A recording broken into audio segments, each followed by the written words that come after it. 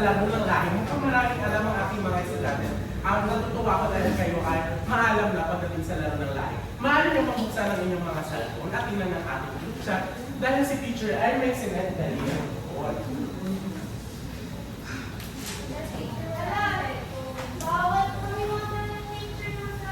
Hindi ba pinaalala ni teacher na kayo magdadala ng cellphone?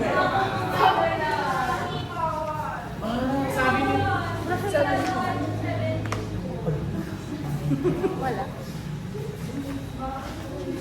Okay. Pwede mo ba kami teacher mag-share? Hindi, kasi ang instruction ng teacher ay kailangan may kanya-kanya kayong cellphone. Ngunit dahil wala kayong cellphone ngayon, Teacher, pwede cellphone mo na lang. hindi pwede.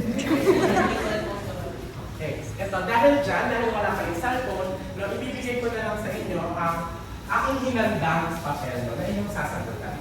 Lahat naman kayo ay may ballpen, tama. Yan, ipasa mo sa cellphone.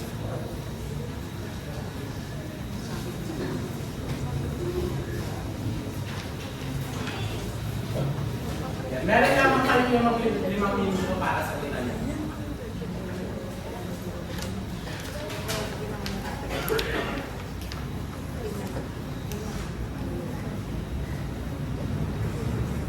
Okay, nagsasagot na ba ang klase?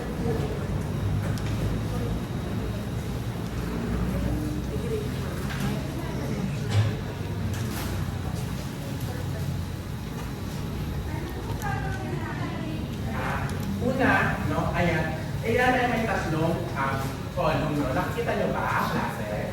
Okay, very good. Sa unang column, nakalagay ang mga luksong tinik, ay ang mga laro ng lahi, kung saan makikita nyo ang luksong tinik, patisebo, patisero, no, tubang preso. Sa ikalawang column naman, doon yung ilalagay kung paano mo ito nilalaro. Alam niyo naman, di ba, kung paano ito laro.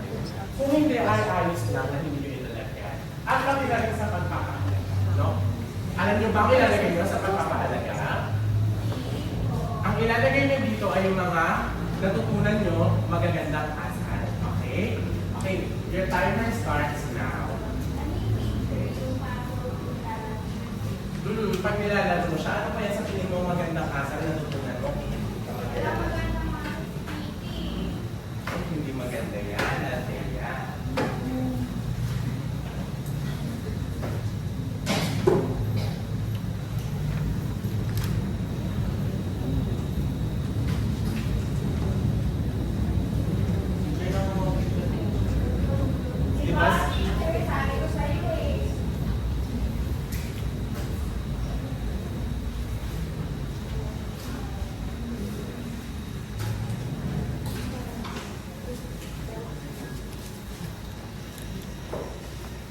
Tapos na ba? Meron na lang tayo.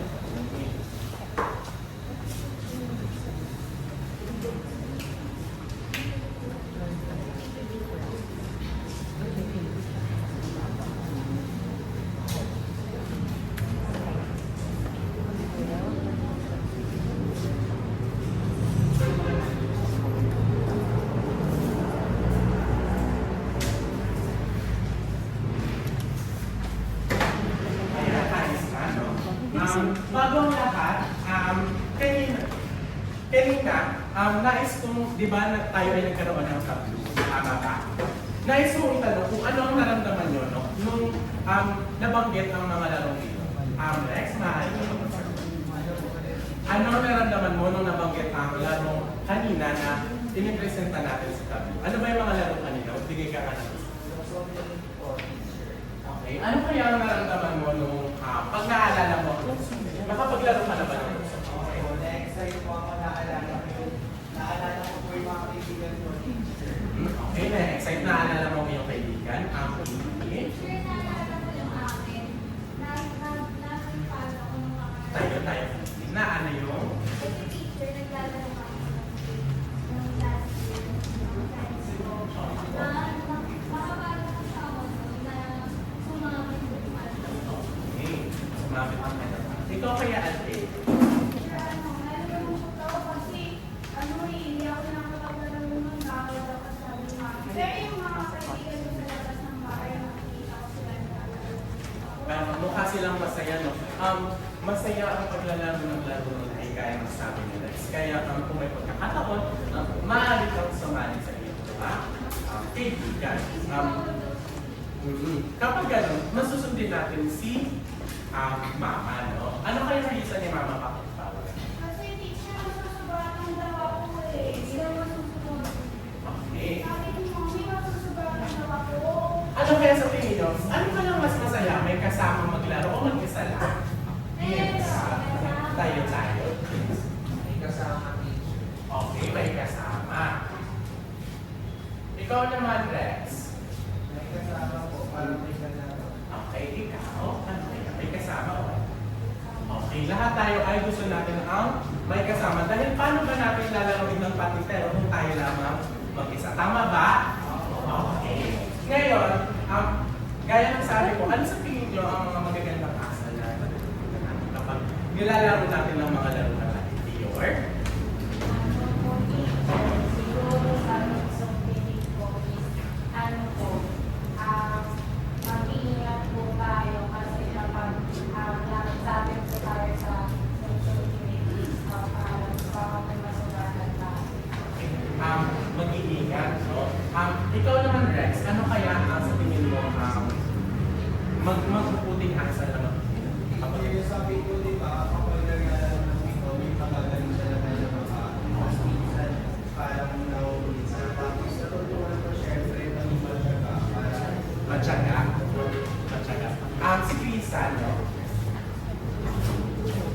Tapos po, sa mga laro po, parang sa patintero, dapat po pinipor para po manalo kami. Teamwork, no? Tama, teamwork. Teamwork. At tyaga. Okay. Ngayon, ano kaya sa palagay nyo, bakit ito tinawag na laro ng lahat? Diyan sa inyong mga papel. Bakit kaya ito tinawag na laro ng lahat? Kasi teacher, ubusan naman lahat kapag maglalaro. Tama ba? Ubusan ba ito ng lahat? Di ba tama eh? Kasi di ba teamwork kayo, tapos dapat lahat matataya, tapos sama. Parang gumaganyan si Vince. Ano, bakit kaya? Ano kaya sa tingin mo, Vince? Bakit kaya ito tinawag na laro ng lahat? kasi po yung teacher yung laro natin. Laro natin mga Pilipino. Laro natin. No? Dahil dyan, no, kung may gusto pa bang sumagot, hindi ito ubusan ng lahat. Ito ay laro natin mga Pilipino. Okay, ngayon. Jen.